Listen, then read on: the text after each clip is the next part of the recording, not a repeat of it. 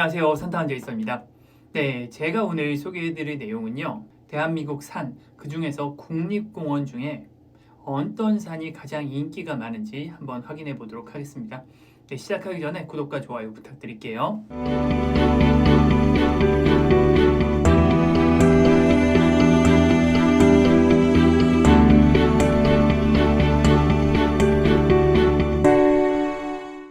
대한민국에는 굉장히 많은 산들이 있습니다.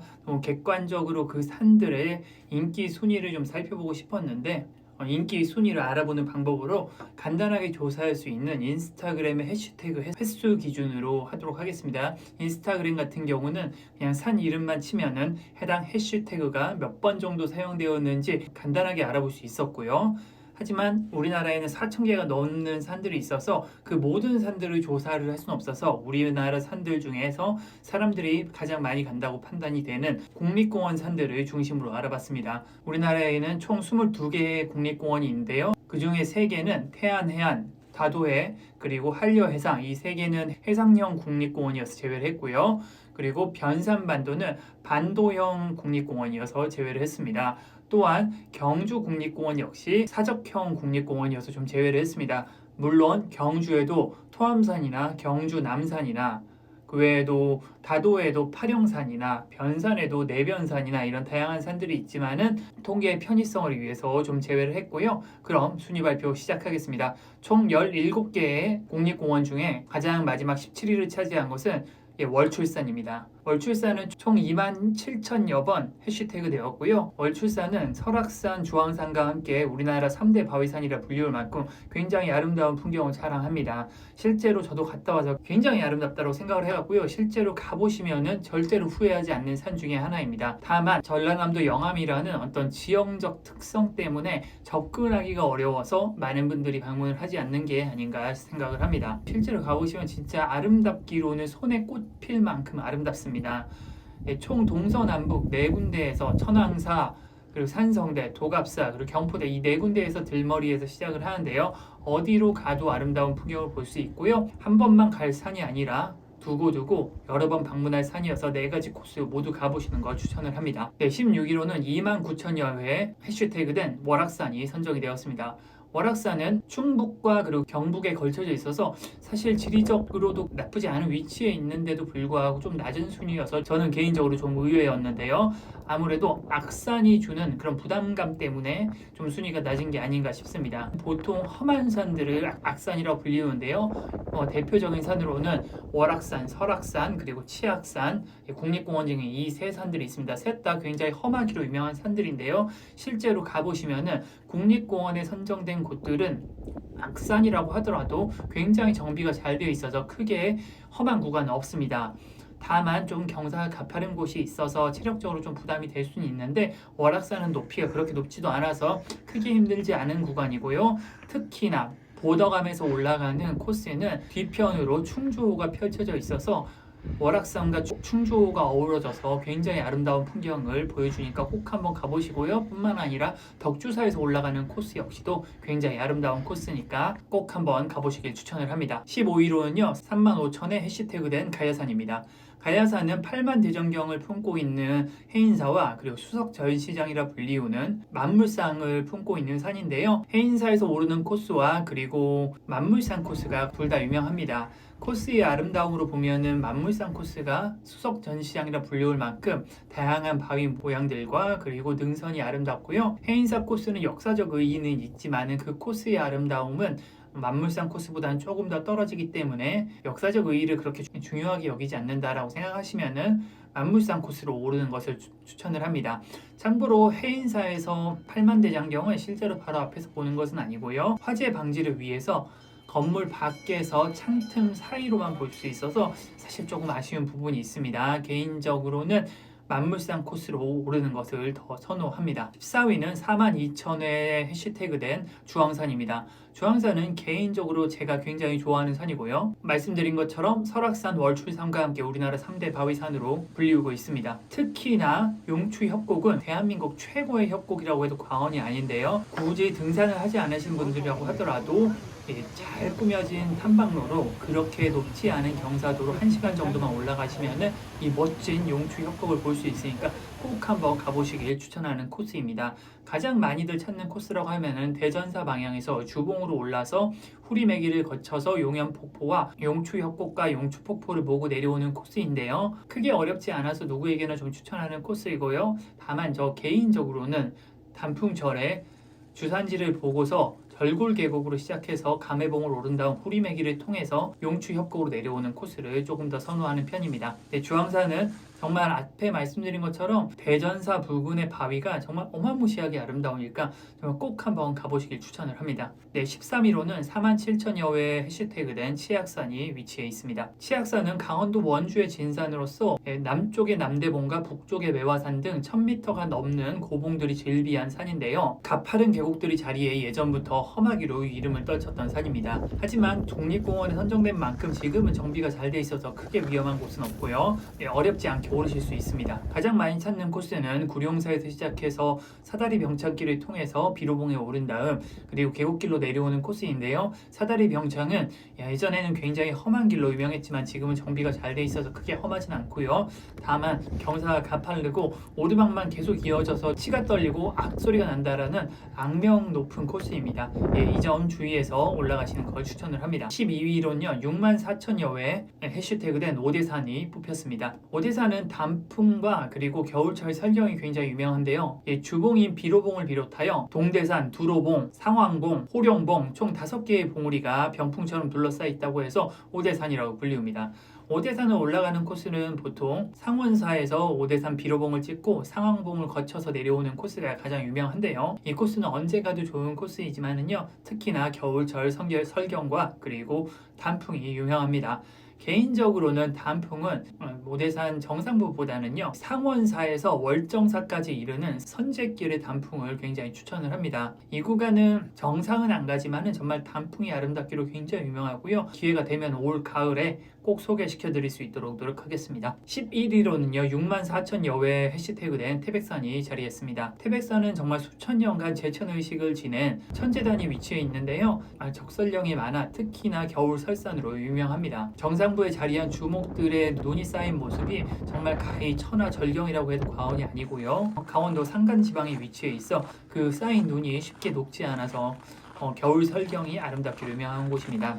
겨울 설경도 유명하지만요 6월 초에 늦은 철쭉으로도 좀 유명하고요. 많이들 가시는 코스는 유일사 주차장에서 천재단을 오른 뒤 원점 회귀하거나 혹은 단골 광장으로 내려가는 코스를 가장 많이들 사용을 하시고요.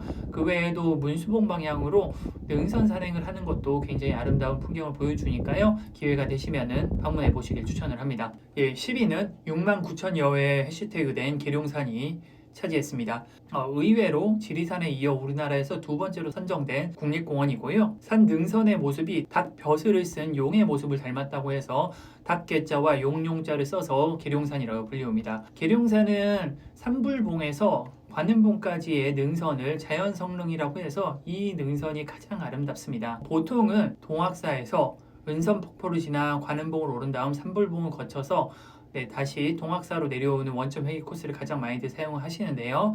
가을철에는 갑사방면 단풍이 유명하니까요. 갑사방면에서 오르시는 것을 좀 추천을 합니다. 9위는 72,000여회 해시태그된 소백산이 차지했습니다. 소백산은 개인적으로 제가 너무너무 사랑하는 산입니다. 소백산의 특징이라고 하면은요, 바람이 굉장히 많이 불고요. 바람이 많이 불다 보니 정상부 능선에 나무가 자라지 못해서 능선이 탁 트여 있고요. 그 능선이 부드러워서 우리나라에서 보기 드문 고유 평탄면을 보여주는 정상부를 자랑합니다. 언제 가도 아름다운데요. 특히나 아름다운 곳은 겨울철 설경과 5월 말 철쭉철이 유명합니다. 겨울철 설경은 정말 대한민국 최고의 설경이라고 해도 과언이 아닐 정도이고요. 겨울철 설경을 보기 위해서는 천동탐방지원센터에서 비로봉을 가시는 코스를 추천을 하고요. 설축 관람을 위해서는 한 지역에 모여있다기보다는 공망봉이나 비로봉 등 다양한 곳에 분포되어 있어서 어디로 가도 좀 아름다운 설축을 보실 수가 있을 겁니다. 8위는 78,000여회 해시태그된 내장산이 차지했습니다. 내장산 우리나라 단풍 1번지라고 해도 과언이 아니고요. 단풍 하면은 내장산이 바로 떠오를 만큼 단풍이 유명합니다. 단풍철에 가면은 그 명성만큼 정말 아름다운 풍경을 보실 수가 있고요. 국립공원 입구에서부터 내장사까지 3km 정도 구간에 도로변으로 양옆이 단풍나무로 빽빽하게 차여 있어서 단풍 터널을 지나는 풍경이 아름답게 그지없습니다. 단풍철에는 굳이 등산을 하실 필요까지는 없는 것 같고요. 이 단풍 코스와 내장사 그리고 기회가 된다라고 하면은 케이블카가 위치한 전망대 정도까지 이 정도까지만 가시는 것이 좋고요.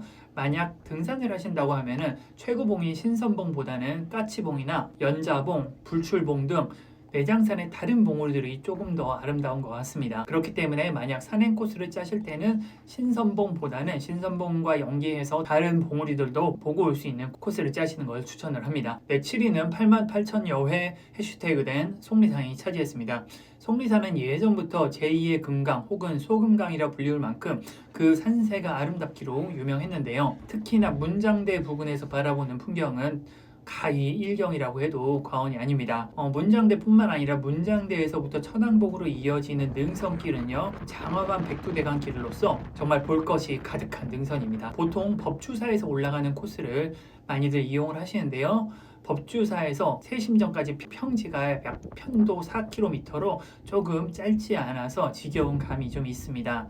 하지만 문장대와 그리고 천왕봉을 모두 돌아볼 때 원점 회귀하기에는 법주사가 괜찮지만은 문장대만 가실 경우에는 화북분소에서 오르면은 오히려 더 짧고 빠르게 문장대로 오르실 수 있으니까 참고하시기 바라겠습니다. 6위는 11만여 회 해시태그된 덕유산이 차지했습니다. 덕유산은 우리나라에서 네 번째로 높은 산인데요. 하지만은 정상부에 곤돌라가 설치되어 있어서 높이에 비해서 쉽게 접근할 수 있는 것이 큰 장점입니다. 그러다 보니까 아무래도 많은 분들이 방문해서 순위가 높은 것 같고요. 네, 향적봉에서 중봉까지 평탄하고 탁 트인 능선은 정말 언제 가도 아름답지만은요. 특히나 겨울철에 대한민국 최고의 설경을 보여주는 곳입니다. 향적봉과 중봉 사이에 있는 주목군락지에 눈이 쌓이면은 정말 말로는 이루 형언할 수 없는 아름다운 모습을 보입니다. 곤돌라로 누구나 쉽게 갈 수 있어 사람이 많은 것은 좀 단점이지만요. 그 단점을 극복할 만큼 너무너무 아름다운 풍경을 보여주니까 겨울철에 꼭 한번 방문해 보시길 추천을 합니다. 네, 5위는 총 17만여 회 해시태그된 무등산이 선정되었습니다. 무등산은 광주의 진산이라고 불리는데요. 아무래도 광주에서 지하철이나 버스로 접근하기가 쉬워서 좀 더 많은 분들이 찾는 것 같습니다. 네, 시그니처 마크라고 하면은 서석대, 입석대, 광석대 총 3개의 주상절리이고요. 이 주상절리는 정말 실제로 보시면 입이 다물어지지 않을 만큼 정말 장관입니다. 저 개인적으로는 올해 3월에 무등산에서 본 설경은 제가 지금까지 산행하면서 본 모든 풍경 중에 가장 아름다운 풍경이었다고 자부할 만큼 너무너무 아름다운 풍경을 볼 수가 있었고요. 굳이 설경이 아니라고 하더라도 주상절리와 그리고 중봉과 서석대 그리고 장불제까지 이어지는 능선에서의 아름다움을 이루 말할 수가 없습니다. 광주 인근에 위치해 있어서 교통이 굉장히 좋은데요. 언효분소나 혹은 증심사에서 많이들 출발하십니다. 개인적으로 추천하는 코스는 좀 체력적 여유가 있으시다고 하면은 세인봉에서 중봉을 거쳐서 서석대 그리고 장불제를 거쳐서 하산하는 코스를 추천을 하는데요. 광석대를 제외하고 무등산의 알짜배기 풍경들을 모두 다 볼 수 있는 좋은 코스입니다. 4위는 총 35만여 회 해시태그된 북한산이 차지했습니다. 갑자기 5위에서 태그 횟수가 2배로 늘었죠. 제가 가장 많이 간 산이 북한산이고요. 북한산은 서울에서 지하철로 접근할 수 있어서 단위 면적당 가장 방문객이 많은 국립공원으로 기네스북에 등재가 될 만큼 정말 많은 사람들이 찾는 곳입니다. 북한산은 보통은 북한산성 탐방지원센터나 혹은 도선사에서 100군데를 오르는 코스들을 많이들 생각을 하시는데요. 그 외에도 아름다운 코스가 굉장히 많습니다. 개인적으로 추천을 하자면은 조금 체력이 안 좋으신 분들께서는 원효봉 오르는 코스를 좀 추천을 하고요. 체력이 조금 자신이 있으신 분들은 의상능선이나 혹은 비봉 능선을 추천을 합니다. 북한산은 어디로 가도 너무너무 아름다운 풍경이 많고요. 그리고 도심에 위치한 산답게 등산로가 굉장히 잘 발달되어 있어서 제가 개인적으로 제작한 산 영상도 10개가 넘을 정도로 다양한 코스를 보유하고 있습니다. 어디로 가도 후회하지 않을 만한 코스이니까 시간 되실 때마다 하나씩 가보시는 걸 추천을 합니다. 3위는 37만여 회 해시태그된 지리산입니다. 지리산은 내륙에서 가장 높은 산인데요.